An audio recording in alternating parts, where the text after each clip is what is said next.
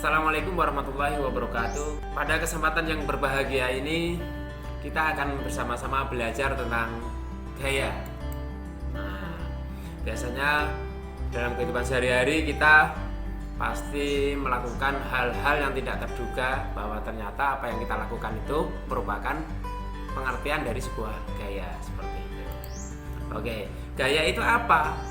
Gaya itu adalah tarikan atau dorongan. Nah, setiap kita melakukan sesuatu dengan menarik benda atau mendorong sebuah benda, maka apa yang kita lakukan itu merupakan gaya seperti itu.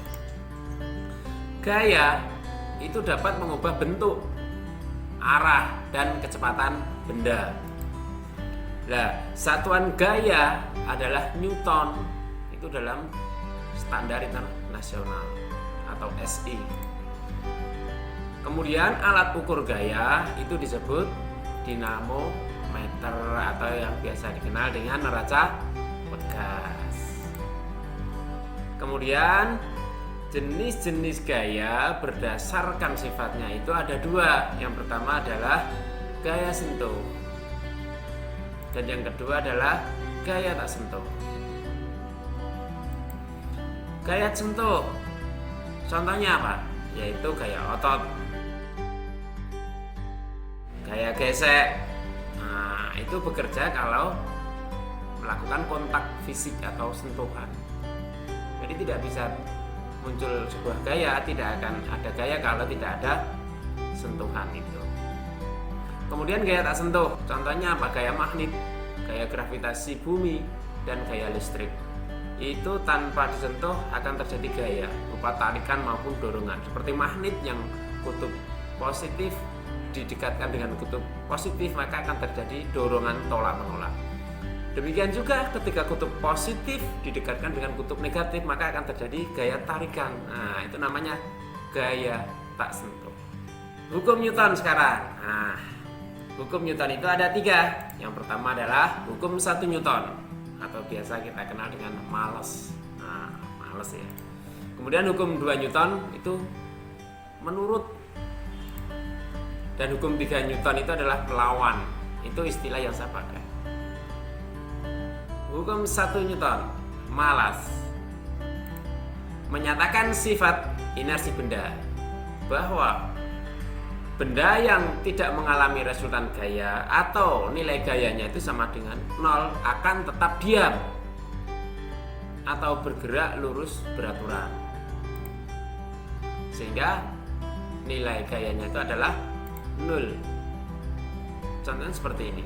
Nah, sebuah mobil dengan kecepatan tertentu, kemudian dia berhenti mendadak karena ada hal sesuatu, maka benda yang berada di mobil itu akan berusaha mempertahankan keadaannya, sehingga dia akan kepinginnya itu berjalan terus seperti itu.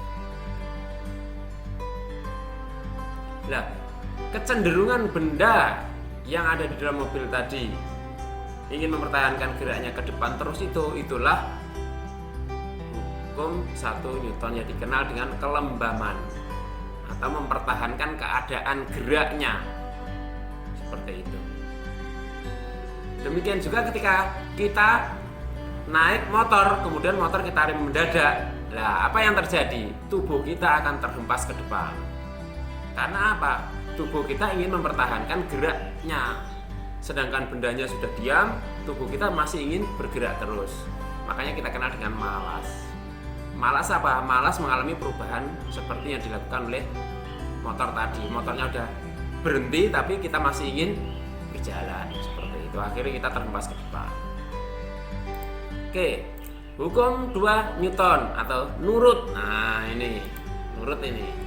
Percepatan gerak sebuah benda berbanding lurus dengan gaya yang diberikan, namun berbanding terbalik dengan masanya. Kalau kita tuliskan rumusnya, bahwa A sebagai percepatan itu sama dengan F gaya dibagi massa benda atau M, seperti itu. Sehingga rumus gaya adalah F sama dengan M dikali A. Misalkan ini ada sebuah benda 2 kg ini. Nah, kita letakkan di sebuah lantai atau di sebuah permukaan datar. Kemudian kita kasih gaya 100 Newton. Maka benda itu akan mengalami perubahan gerak, akan mengikuti gaya yang diberikan. Berapakah percepatan benda yang dialami benda? Diketahui dari benda tersebut bahwa masanya adalah 2 kg, kemudian gayanya adalah 100 Newton. Ditanya A sebagai percepatannya tadi. Kita jawab A sama dengan F dibagi M. F-nya adalah 100 Newton dan M-nya adalah 2 kg. Maka percepatan yang dialami benda tersebut adalah 50 Newton per kilogram. Seperti itu. Mudah kan? Kita belajar fisika. Oke, kita lanjutkan hukum 3 Newton. Melawan ini. Bahwa ketika benda pertama mengerjakan gaya aksi pada benda kedua, maka benda kedua tersebut akan memberikan gaya reaksi yang sama besar ke benda tersebut. Namun arahnya berlawanan.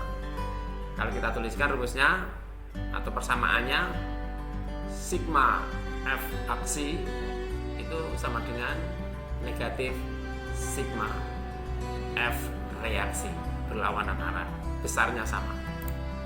Oke, kalau kita contohkan seperti orang mendayung perahu seperti itu. Ketika dia mendayung perahu itu ke belakang arahnya, namun arah gerak perahunya kemana? Ke depan. Nah, seperti itu. Jadi kita memberikan aksi berupa dayungan itu ke belakang, maka reaksinya adalah perahu yang kita naiki itu bergerak ke depan. Demikian juga ketika kita memberikan aksi mendorong tembok ke depan. Coba kalau kita mendorong tembok ke depan menggunakan sepatu roda, apa yang terjadi? Kita akan bergerak ke belakang. Padahal kita memberikan gaya dorong ke depan, tapi kita bergeraknya ke belakang. Seperti itu. Itu reaksi yang kita alami. Oke, sekarang kita lanjutkan ke berat benda. Nah, berat benda ini bagian dari gaya juga. Beda dengan massa benda. Kalau massa benda itu adalah besaran pokok dengan satuan kilogram.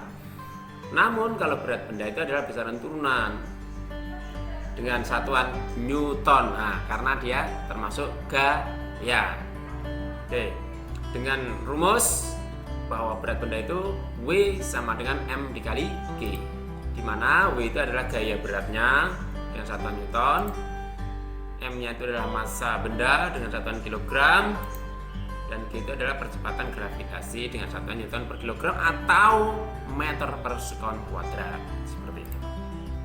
Oke, sekarang kita masuk ke resultan gaya. Jika gaya yang bekerja searah, maka resultannya adalah ditambahkan.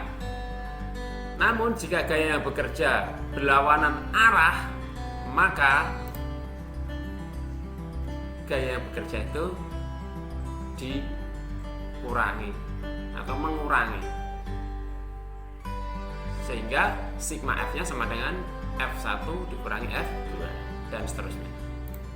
Contoh, sebuah benda dengan massa 2 kg dikenai gaya yang pertama adalah 100 Newton. Kemudian yang kedua kita kenai 200 Newton. Dan yang ketiga kita kenai 150 Newton. Ingat arahnya, F1 ke kanan, F2 ke kanan, F3 ke kiri. Lah, berapakah besar resultan gaya dan percepatan yang dialami benda tersebut? Diketahui M sama dengan 2 kg. F1-nya 100 Newton ke kanan, F2-nya 200 Newton ke kanan, F3-nya 150 Newton ke kiri. Oke, ditanya adalah besar gaya resultan dan percepatan yang dialami benda tersebut. Oke, jawab. Gaya resultan yang terjadi adalah kita fokus ke gaya yang ke kanan dulu. Yang ke kanan adalah F1 dan F2. Karena searah kita jumlahkan. Kemudian kita kurangi yang berlawanan arahnya, yang berlawanan F3, seperti itu. Oke, kemudian kita masukkan angkanya. F1 100 Newton ditambahkan F2 nya 200 Newton ke kanan semua, kemudian dikurangi yang ke kiri yang melawan, yaitu 150 Newton sebagai F3 tadi. Sehingga hasil akhirnya adalah berapa? 300 Newton dikurangi 150 Newton sama dengan 150 Newton ke kanan. Berapakah percepatannya? Kita masukkan rumusnya dulu. A sama dengan F per M. F-nya adalah resultan gaya tadi 150 Newton. Kemudian dibagi massa benda tadi 2 kg. Hasil akhirnya adalah 150 Newton dibagi 2 kg sama dengan 75 Newton per kilogram atau meter per sekon kuadrat. Ya anak-anak, kita di akhir pembelajaran tentang gaya ini ada tugas, ada challenge, tantangan buat kalian. Nah ini ada sebuah soal, silakan soal itu kalian kerjakan, kemudian dikumpulkan ya. Cukup sekian pembelajaran fisika tentang gaya, mudah-mudahan bermanfaat. Apabila ada pertanyaan boleh disampaikan dalam kolom komentar ini. Seperti itu. Tetap semangat. Wassalamualaikum warahmatullahi wabarakatuh.